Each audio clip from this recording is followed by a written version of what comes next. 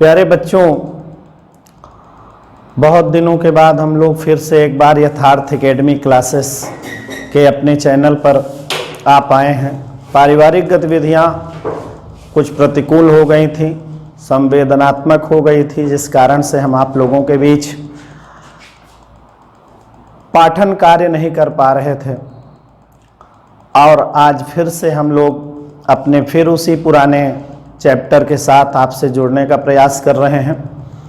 बच्चों, पिछले अध्याय पर हम लोगों ने बात किया था लिंग के बारे में, लिंग यानी जेंडर।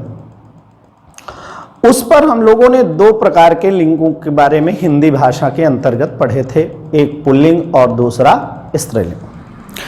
पुल्लिंग के बारे में चर्चा किए थे कि पुरुष जाति का जो लिंग पुरुष जाति का बोध कराते हैं उन्हें पुल्लिंग, और स्त्री जाति का बोध, ऐसे शब्द जो स्त्री जाति का बोध कराते हैं उन्हें स्त्रीलिंग कहा जाता है। आज हम लोग उसी के अगले स्टेप पर चलेंगे, पुल्लिंग शब्दों की पहचान।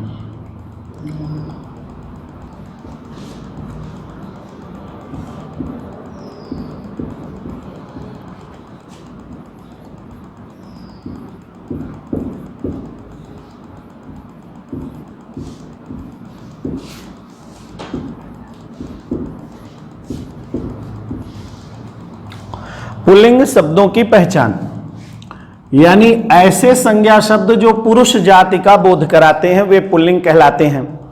अब इसके अंतर्गत बहुत सी चीजें हमारे व्यवहारिक जीवन में, नैतिक जीवन में, सामाजिक जीवन में आती हैं और हम लोग ये नहीं जान पाते ये पुल्लिंग है या स्त्रीलिंग। तो ऐसी परिस्थिति में हम आपको एक ट्रिक्स दे रहे हैं। जैसे दिनों के नाम ले लीजिए, जितने भी दिन हैं, दिन के नाम, दिन के नाम कौन कौन से हैं? रविवार, सोमवार, मंगलवार, बुधवार, बृहस्पतिवार, शुक्रवार, शनिवार, जितने दिन हैं वो सब हमारे पुल्लिंग में बोध कराते हैं। जितने महीना हैं, माह, माह के नाम, चैत, बैसाख, ज्येष्ठ, आषाढ़, सावन, भादौ, क्वार, कार्तिक, अगहन, पूष, माघ, फाल्गुन, जितने भी महीने हैं ये सारे महीने पुल्लिंग का बोध कराते हैं। यहां पर हम ले लेते हैं अनाज के नाम।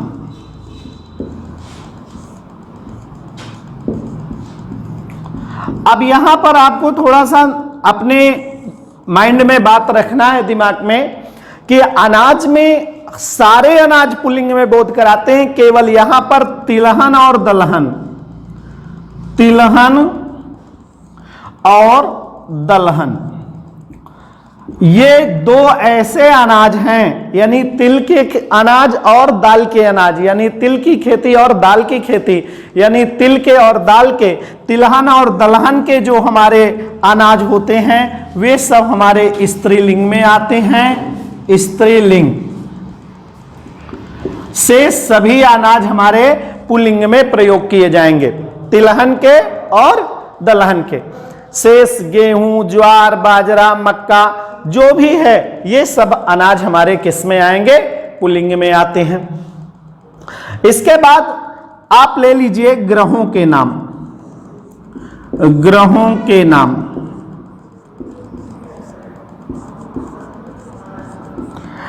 ग्रहों के नाम में सभी ग्रह हमारे पुल्लिंग में प्रयोग किए जाते हैं, लेकिन पृथ्वी नामक ग्रह हमारा स्त्रीलिंग में प्रयोग किया जाता है। पृथ्वी नामक ग्रह, पृथ्वी नामक ग्रह का प्रयोग किस में होता है? स्त्रीलिंग में। और शेष ग्रहों का प्रयोग किस में होता है? पुल्लिंग में। जितने भी ग्रह हैं, अब यहां पर आ जाइए, ग्रह के बाद नक्षत्र, नक्षत्र नहीं, नक्षत्र स्त्रीलिंग में आएंगे। ग्रहों के बाद दिन, महीना, अनाज, वृक्षों के नाम ले लीजिए, वृक्षों के नाम।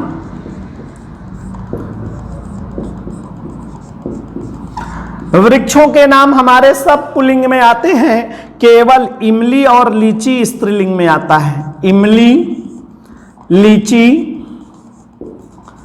आदि वृक्ष हमारे स्त्रीलिंग में प्रयोग किए जाते हैं, इनका प्रयोग स्त्रीलिंग में।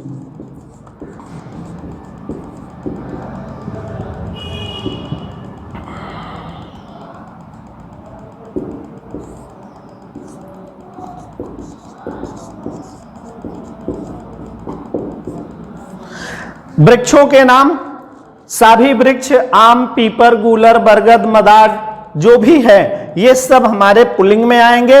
इमली और लीची का प्रयोग किस में होता है? स्त्रीलिंग में। पर्वतों के नाम, पर्वतों के नाम, पर्वतों के नाम।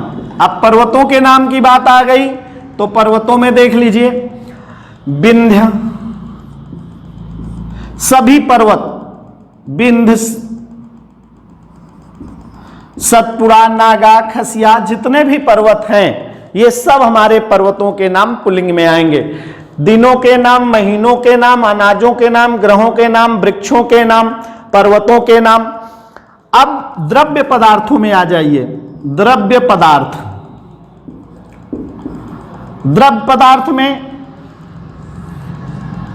हमारे जितने भी द्रव्य पदार्थ हैं वो सब हमारे कुछ पुल्लिंग में है, कुछ स्त्रीलिंग में है। अब जैसे यहां पर आप द्रव्य पदार्थ में लेंगे, शरबत है, शरबत है, ये हमारा पुल्लिंग में आएगा। दूध है, दही है, खोआ है, पनीर है, ये सब हमारे पुल्लिंग में आएंगे। लेकिन इसमें भी एक अपवाद है, चाय, कॉफी, लस्सी, चाय, कॉफी, लस्सी, ये आदि चीजें हमारी स्त्रीलिंग में प्रयोग की जाती हैं। इनका प्रयोग सदैव किस में होता है? स्त्रीलिंग में।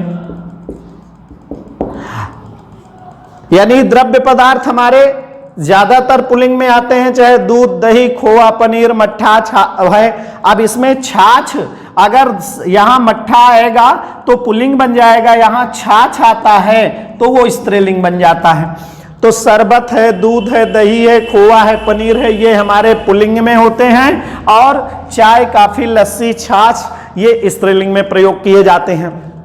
बच्चों इसके अलावा फिर हम आपको बताते हैं कि कुछ ऐसी चीजें हैं जो हमारे, जैसे शरीर के अंग की बात करते हैं तो शरीर के कुछ अंग स्त्रीलिंग में आते हैं और कुछ पुल्लिंग में आते हैं। शरीर के अंगों की बात करने चल रहे हैं। अब शरीर के अंग,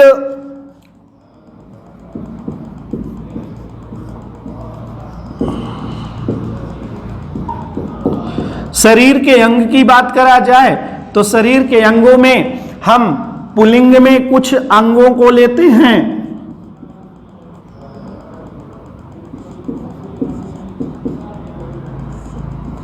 और कुछ अंगों को हम लोग स्त्रीलिंग में लेते हैं।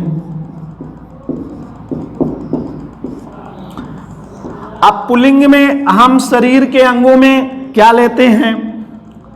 हाथ, पैर, पेट, कान, दांत, होठ, ओठ,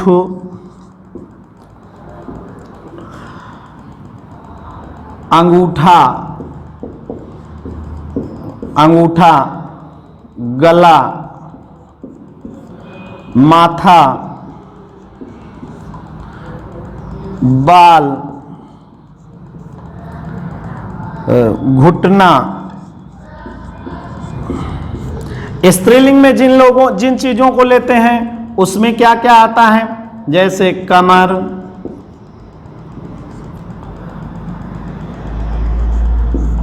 दाढ़ी, मूछ, उंगली, दाढ़ी, मूछ, उंगली, नाक, जीभ, गर्दन। अब हाथ, पैर, पेट, कान, दांत, ओंठ, अंगूठा, गला, माथा। अब वहां समझने की बात यह है कि अगर गला आएगा तो गला हमारा पुल्लिंग होगा, अगर वहां गर्दन दे दिया जाता है तो स्त्रीलिंग हो जाएगा। यह समझने की बात होती है। कई बार लोगों को यह ज्ञान नहीं होता है, गला गर्दन एक ही समझते हैं, तो गला का प्रयोग अलग होता है और गर्दन का प्रयोग अलग होता है। जैसे गला किसको कहते हैं, ये पोर्शन गला में आता है, गर्दन ये होता है, तो ये आएगा तो आपको स्त्रीलिंग गर्दन है, ये आएगा तो आपको पुल्लिंग बनाना है। यहां पर जैसे कमर है, दाढ़ी है, मूछ है, उंगली है, यहां आंख आ जाएगी, आंख है, बरौनी है स्त्रीलिंग। यहां भौं आ जाएगा, पुल्लिंग हो जाएगा, भौं पुल्लिंग हो जाएगा।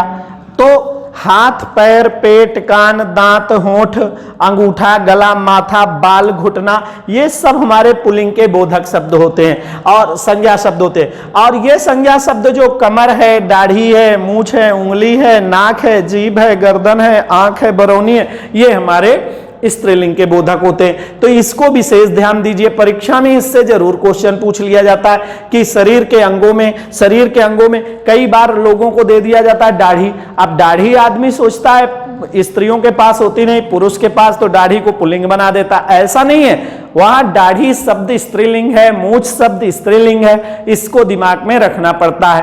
तो कई बार जैसे नाक है, आदमी कहता नहीं नाक कट गया, नहीं बल्कि नाक कट गई, तो कट गई से आशय हुआ नाक स्त्रीलिंग हुआ। कान आपका पुल्लिंग है, कान आपका पुल्लिंग होता है, गला आपका पुल्लिंग होता है, गर्दन आपका स्त्रीलिंग होता है। तो ये शरीर के अंग विशेष रूप से आपको पढ़ना है, इनको याद कर लीजिएगा कि शरीर के कुछ अंग स्त्रीलिंग में आते हैं और कुछ अंग पुल्लिंग में आते हैं। आगे बताते हैं अब आपको, कई बार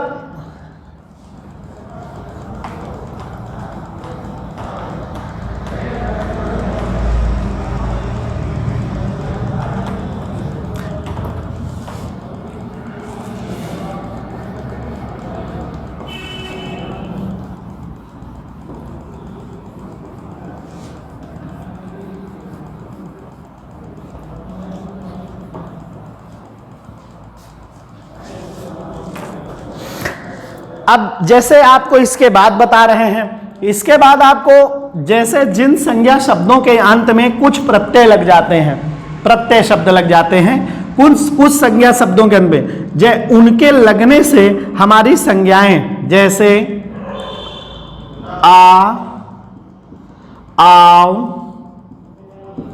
पा, पन, ना, त्वा, त्रा, आवा,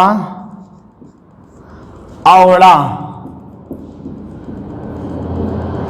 ये संज्ञा शब्द अगर लग जाते हैं तो हमारे वे शब्द पुल्लिंग बन जाते हैं। जैसे यहां पर आप लोग कहते हैं माथा, फोड़ा, झटका, मटका, यहां पर कहते हैं बनाओ, चलाओ, बुलाओ, यहां पर कहते हैं बुढ़ापा, मोटापा आदि शब्द आता है। यहां पर आप कहते हैं बचपन, लड़कपन, छुटपन, यहां पर कहते हैं लेन, देन, खान पान, ये पुल्लिंग में आ जाएंगे। त्वा महत्व, घनत्व, शैत, पावनत्व, अपनत्व, यहां पर कहते हैं एकत्र, अन्यत्र, सर्वत्र, विचित्र, ये पुल्लिंग आ जाएंगे। यहां पर छलावा, भुलावा, बनावा, दिखावा, ये शब्द आ जाते हैं तो ये पुल्लिंग के बोधक हो जाते हैं। यहां पर आप कह देते हैं पकौड़ा, हथौड़ा आदि ऐसे शब्द जो आ जाते हैं ये पुल्लिंग के बोधक हो जाते हैं। यानी जिन संज्ञा शब्दों के अंत में आ, आओ, पा, पन, ना, त्वा, त्रा, आवा आदि शब्द लग जाते हैं वे हमारे पुल्लिंग के बोधक हो जाते हैं। यानी इन शब्दों के स्थान पर हम मतलब इन प्रत्ययों के लगाने के बाद यानी ये प्रत्यय जब लग जाते हैं तो वे प्रत्यय के लगने से हमारे वे शब्द पुल्लिंग के बोधक हो जाते हैं। अब कुछ संज्ञा शब्द जैसे हैं हमारे समूहवाचक संज्ञाएं हैं, वे सदैव पुल्लिंग में होती हैं। समूहवाचक संज्ञाएं याद रखिएगा, समूहवाचक संज्ञाओं का प्रयोग सदैव पुल्लिंग में किया जाता है। इससे ऐसे समूह से मतलब है, जैसे दल है समूहवाचक संज्ञा, समूहवाचक संज्ञा का प्रयोग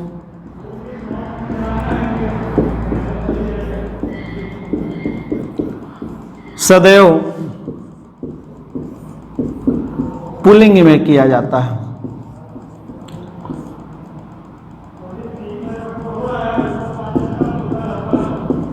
में किया जाता है। जैसे दल है, समाज है, सभा है, मंडल है, ये सब शब्दों का प्रयोग सदैव हमारे पुल्लिंग में किया जाएगा। समूह में जो संज्ञा समूह का बोध कराती हैं संज्ञा शब्द, वे शब्द हमारे सदैव पुल्लिंग के बोधक होते हैं। अब अगले स्टेप को बताते हैं बच्चों। कुछ जीव जंतु पशु पक्षी सदैव पुल्लिंग में प्रयोग किए जाते हैं। जैसे आपको पता होगा खटमल है, मच्छर है, भेड़िया है, उल्लू है, चमगादड़ है। खटमल, भेड़िया, मच्छर, उल्लू, चमगादड़, ये सब, कौआ, इनका प्रयोग सदैव पुल्लिंग में ही किया जाता है। और कुछ संज्ञा शब्द ऐसे हैं जिनका लिंग परिवर्तन नहीं होता है। खटमल, भेड़िया, उल्लू, चमगादड़, कौआ आदि तमाम ऐसे पक्षी हैं जिनका प्रयोग हम किस में करते हैं, ये सदैव पुल्लिंग के बोधक होते हैं। इनका स्त्रीलिंग में प्रयोग कभी नहीं होता है। कछुआ है, इसी में लिख लीजिए कछुआ, ये सब इस पुल्लिंग में ही प्रयोग किए जाते हैं। और कुछ चीजें ऐसी हैं लिंग परिवर्तन के दिशा में कि हम उनको लिंग परिवर्तन की दिशा में जब जाते हैं तो कुछ ऐसे चीजें हैं जिनका लिंग परिवर्तन भी नहीं होता है। जैसे चमगादड़, जोंक, तितली, मच्छर, भेड़िया, उल्लू, गैंडा, बिच्छू, कछुआ, गिलहरी, इनका लिंग परिवर्तन नहीं होता है। चमगादड़, जोंक, तितली, मच्छर, भेड़िया, उल्लू, गैंडा, बिच्छू, कछुआ, गिलहरी, इनका लिंग परिवर्तन नहीं होता है। लिंग परिवर्तन, ये जिस लिंग में रहते हैं उसी में इनका प्रयोग किया जाता है। इनका लिंग परिवर्तन नहीं होता है। लिंग परिवर्तन नहीं होता, ये जिसमें होंगे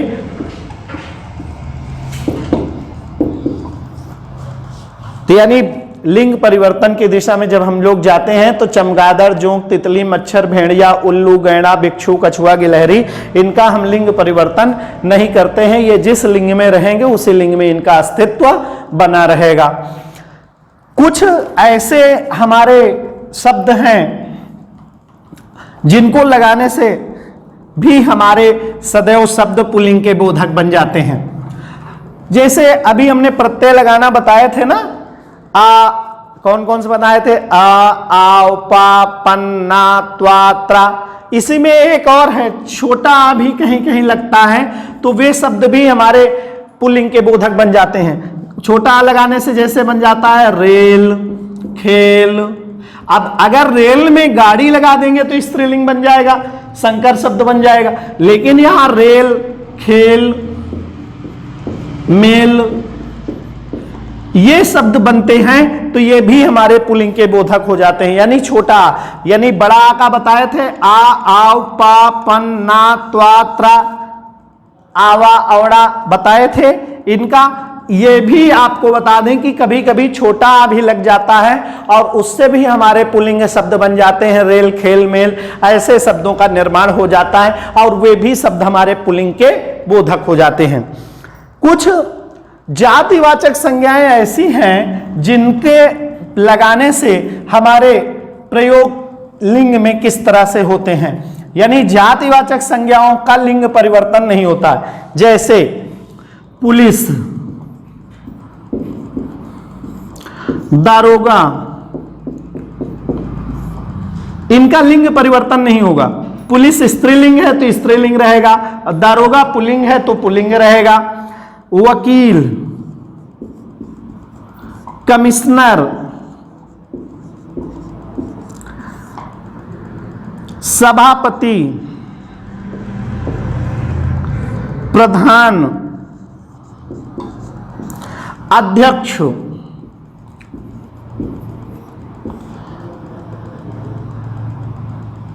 मंत्री, वकील, दरोगा, पुलिस, कमिश्नर, सभापति, प्रधान, प्रोफेसर,